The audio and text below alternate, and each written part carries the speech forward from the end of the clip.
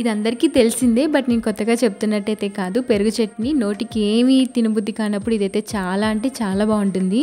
దీనికోసం అయితే కర్డ్ కానీ వాటర్ కానీ 1:1 రేషియో కింద తీసుకోవాలి. అంటే 1 కప్ ఆఫ్ కర్డ్ తీసుకుంటే 1 కప్ ఆఫ్ వాటర్ తీసుకోవాలన్నమాట. అంత మించి తీసుకుంటే కొంచెం వాటర్ లూజ్గా అయిపోయి దాని టేస్ట్ మారిపోతుంది.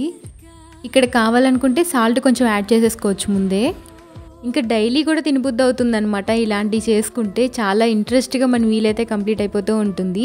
ఇలా చేసుకొని మనం పక్కన పెట్టుకున్న తర్వాత ఏం చేయాలంటే బాండీ తీసుకొని కొంచెం ఆయిల్ అయితే వేసుకోవాలి. నేను 3 స్పూన్స్ ఆఫ్ ఆయిల్ అయితే వేసుకున్నాను.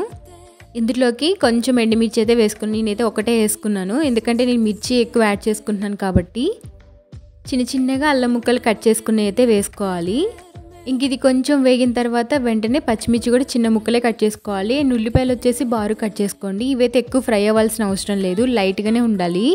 అందులో కొంచెం ఆవాలు అండ్ కొంచెం జీలకర్ర వేసుకోవాలి. లాస్ట్లో కొత్తిమీర అయితే వేసుకోండి. ఎక్కువైతే అస్సలు ఫ్రై అవ్వకూడదు. పెరుగు చట్నీకి ఎప్పుడైనా సరే లైట్గా ఫ్రై అయితే చాలు. అలా ఫ్రై అవుతున్నప్పుడే కొంచెం పసుపు వేసుకోవాలి, ఒక చిటికెడు అనమాట. అంటే మన క్వాంటిటీకి సరిపడా వేసుకోవాలి. ఇక్కడైతే సాల్ట్ చూసేసుకోండి, ఎందుకంటే మనం ఆల్రెడీ మజ్జిగలో వేసేసాం కాబట్టి ఇక్కడ కొంచెం అయితే సరిపోతుంది. 2 వేసేస్తే హెవీగా ఫుల్ సాల్టీగా అయిపోతుంది. అండ్ ఇంకా మనం ముందే కలిపి పెట్టుకున్నాం కదా మజ్జిగది, సో దీన్ని అయితే ఇందులో వేసేసుకొని గ్యాస్ అయితే ఆఫ్ చేసేయాలి.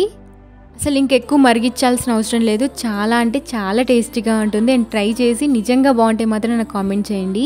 అండ్ దీంట్లోకి నేనైతే కాంబినేషన్గా ఆమ్లెట్ అయితే వేస్తున్నాను.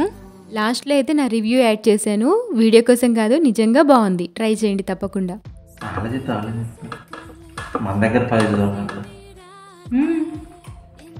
బాగుంది కదా,